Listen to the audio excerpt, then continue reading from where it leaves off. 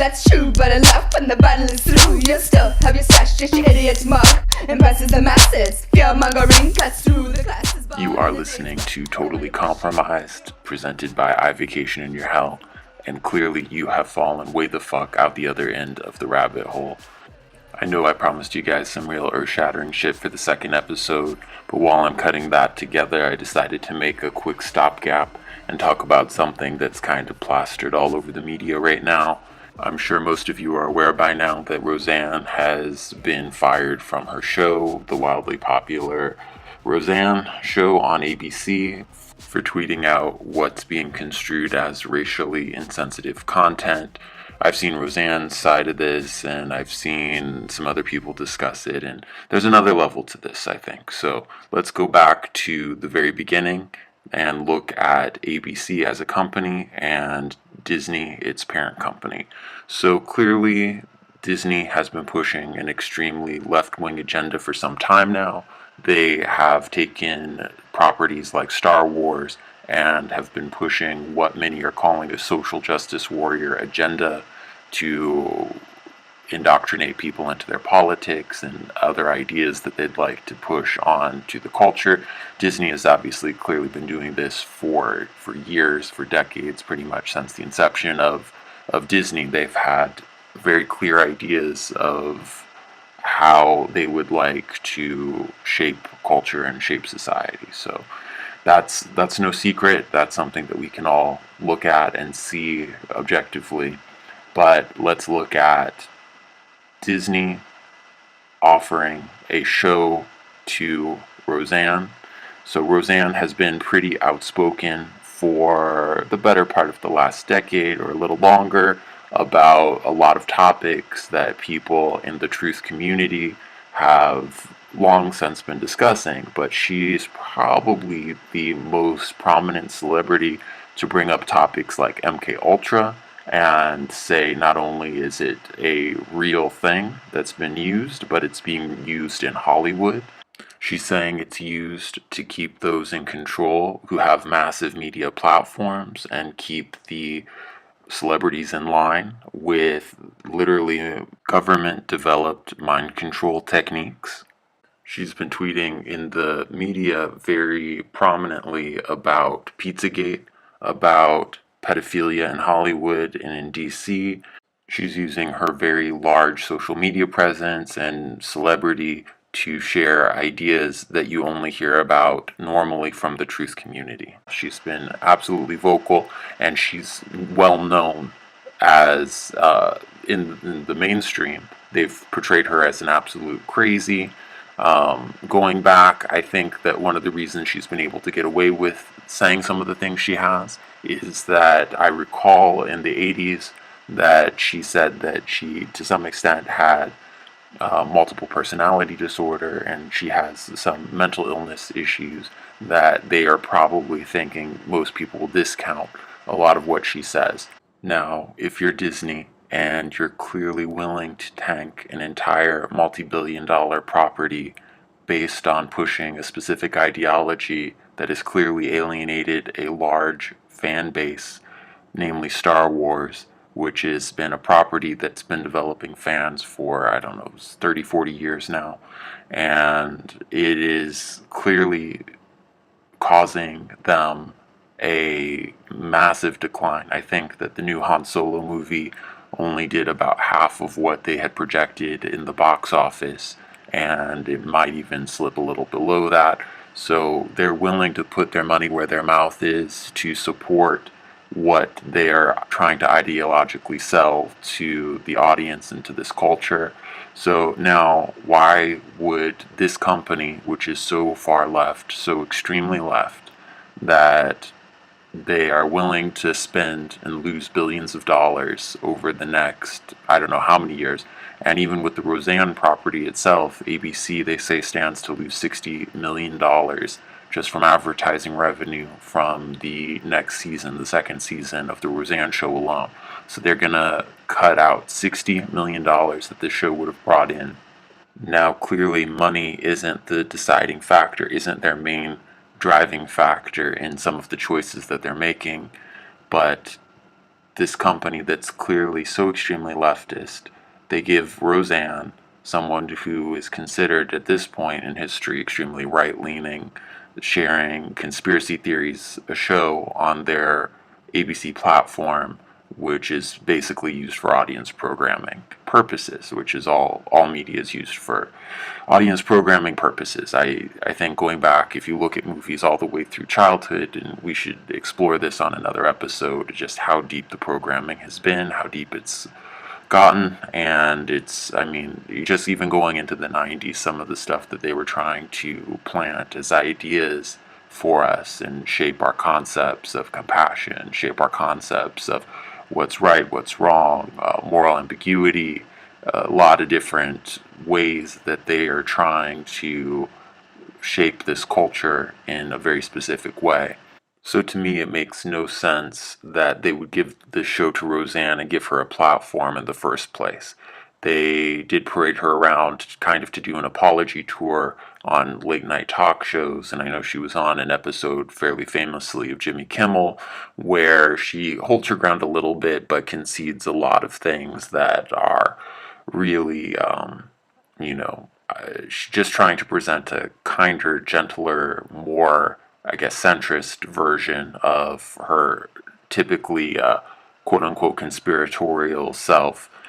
But we see that now they are trying to say they want to focus the show, now that they fired Roseanne, focus the show on Darlene's character, Sarah Gilbert, who is in reality fairly leftist personality in her tweeting and in her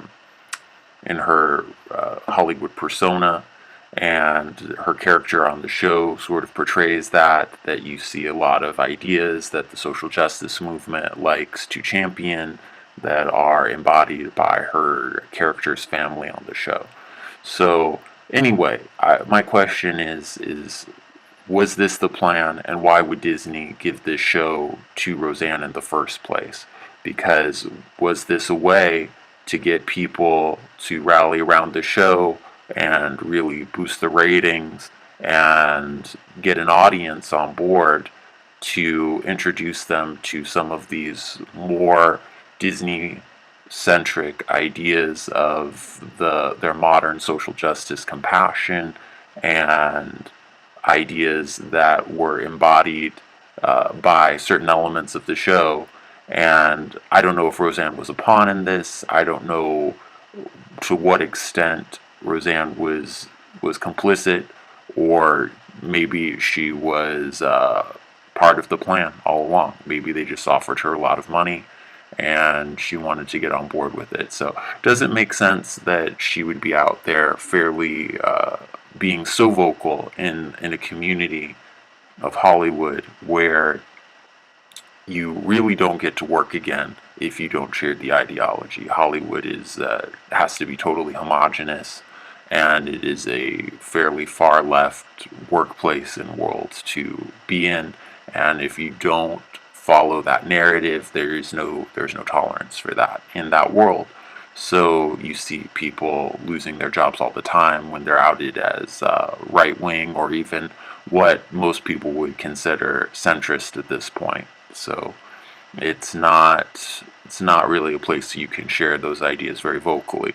Now, the other thing that I find odd is that Roseanne, just about a week before, she had sent this final tweet that caused the loss of her show, that she had actually tweeted out that she can't in good conscience continue to stay on Twitter, that she's leaving for good, and said goodbye. And I don't believe she tweeted a whole lot between that and a little bit. I think there were a few tweets, but then it was pretty much, she was kind of announcing that she was going to be offline and not be a vocal personality anymore. So why did she know that that was something that she needed to do at that moment? And I know the excuse is she was taking Ambien, and then she was Ambien tweeting and just needed to share her ideas. But clearly there was some some cognitive dissonance here for her over tweeting, and she knew that she needed to get off the platform to some extent. So I don't know. I question if she even tweeted that tweet or if this was somehow part of the plan and that was telegraphed to us by her saying that this is her leaving and goodbye. I think a lot of what plays out in the media is an exact narrative that they want to present to us, and we are just following it through to the conclusion that they'd always like us to reach with their stories. So I think what we're seeing with Roseanne, if they do end up deciding to replace her with Darlene, we are seeing a sort of a validation of the family values mixed with the new social justice Disney approach that they really want to start pushing the gas on more and more in all of their productions. So they've really been stepping it up lately over the last few years, especially. They ramped it up as hard as they possibly could over the course of 2016, when I think they saw what was kind of coming down the pipe with the election season and really seeing the sentiment out there. So they were just sort of in a panic to hit the gas on those ideas a little bit more.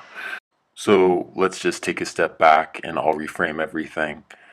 It doesn't look very good for Roseanne that Disney offered her this show in the first place. It doesn't seem like ABC or Disney would want Roseanne to be the mouthpiece for their company or anyone like her to be out and a vocal presence in the media that they're promoting and giving a larger platform for. So that seems highly unlikely. So what that spells out to me is that there was some type of deal in place and that this was the plan all along. And the fact that Roseanne tweeted literally less than a week before, maybe it was a full week, that she was going to leave Twitter looks like she knew, again, what was coming down the pipeline for her with her social media. And I think she was trying to preempt it. I think that she, after the season and seeing how successful the show was and being back on top, I think that she was shocked that the show had done so well, that she was really enjoying the fame and the celebration of this character she created and being back in the limelight so positively, that she didn't want to see it end. But I have a feeling, and this is my final take, is that this was all part of the plan to launch the new version of the show that they've been trying to pitch. Now, I think that it's debatable whether or not they're going to follow through with that based on people's reaction, because I still think that they're going to try to gauge it and say, is this something we can get away with doing? Is the fan backlash going to be so intense? But I think that they want to try to push this through, and I think we're going to see the entire cast, and I know John Goodman's already come out and said that he wants to participate and he's fully on board for that, going ahead with the show without Roseanne and having it focus on Darlene's character and have Sarah Gilbert, who mysteriously helmed this project, which was supposedly causing an uproar over its conservative family values. I want to make sure that I mention that I speak of left and right and even centrist ideas at this point only as a frame of reference. Behind the scenes, there is really only one agenda. There's not two conflicting groups, and I believe most people already listening to this show and in the world of the truth community are very aware of that there's just really one push that's taking place behind the scenes of the corporate state's values, and it's not necessarily values that they want us to keep for long term. It's ideas that they're trying to leverage to implement a broader plan, which fits inside of a much longer term global plan which has been in place for a very, very long time, longer than I think many of us were willing to look at as a realistic time frame. We'll talk about this in upcoming episodes and outline sort of an idea for what I feel the global plan is based on a lot of the observable actions that they're taking and things that are going on in the geopolitical landscape, and how Hollywood fits into this agenda. And a lot of people are really in denial how vital Hollywood is to this plan, what a central part of the plan the propaganda machine is, and the manipulation of mass populace around the globe. So what we're looking at, I guess, at the very, very end of this is, was Roseanne involved in some way? It's possible. Is Roseanne a victim of MK Ultra? Clearly she knows about it. She says she has multiple personalities, which I believe is a side effect of the dissociation aspects of the MK Ultra. Did Disney know all along what they were doing when they handed her this show?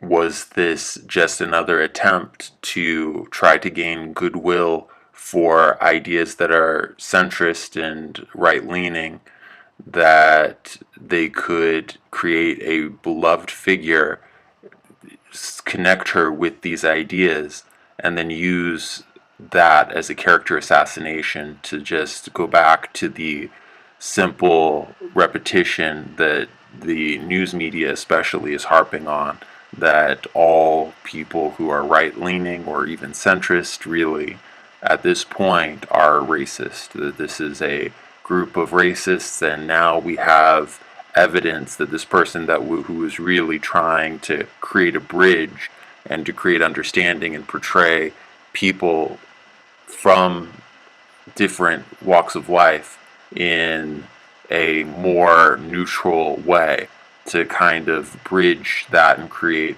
a coming together to create more of a unity idea through this Roseanne show, where she's reaching out to the left, she's reaching out to the right, and just saying, hey, we can all come together and agree. But that undermines a lot of the Hegelian dialectic, and this just was contradicting their narrative in a major way. At the end of the day, the final question is really, how much did Roseanne know, and what did she know about what she was getting into? Was this something that she just was really excited to take the deal and didn't ask questions, or did she really not see it as a suspicious move made on the part of Disney to platform someone who has definitely framed themselves as a extreme conspiracy theorist by the mainstream media standards? So just something just really does not seem right about this, and I think that it's probably a shade of naivety on Roseanne's part, and at the same time, I'm trying to apply as benevolent of an intent for her as I possibly can. But I think that she had to know that something was up to some extent, that there was another reason for someone who's as deep into conspiracy theory as she is, and literally tweeted out about the Obamas getting their Netflix shows or their production deal with Netflix as an unholy alliance. That, using that language very specifically as well, says that she's aware of the broader implications of some of these moves. So at the end of the day, I think that she had to know something was up, if not have been part of the conspiracy. And was that willingly participating, unwillingly participating? I don't know. But I think that she did try to get out of it, and that was her attempt to leave Twitter. I think that attempt was her trying to sidestep what was coming and hopefully avert that, so she could have continued to do this show, but I think that this was the price that the piper required either way. There was not anything that she was going to be able to do to get out of it. I don't know if she made that tweet, what the story really is behind the tweet, but it just is not something that it seems like she would do. I understand her justification for it, but, she's in a really scrutinized position at this point. She knows who's writing her checks and paying her bills, and Disney is not going to tolerate her expressing what she had been expressing for many years through her own platform while she's the mouthpiece of the mouse, essentially. A lot of people are going to accuse me of just trying to blackpill everyone. I don't want the purpose of the show to be just to spread more negativity.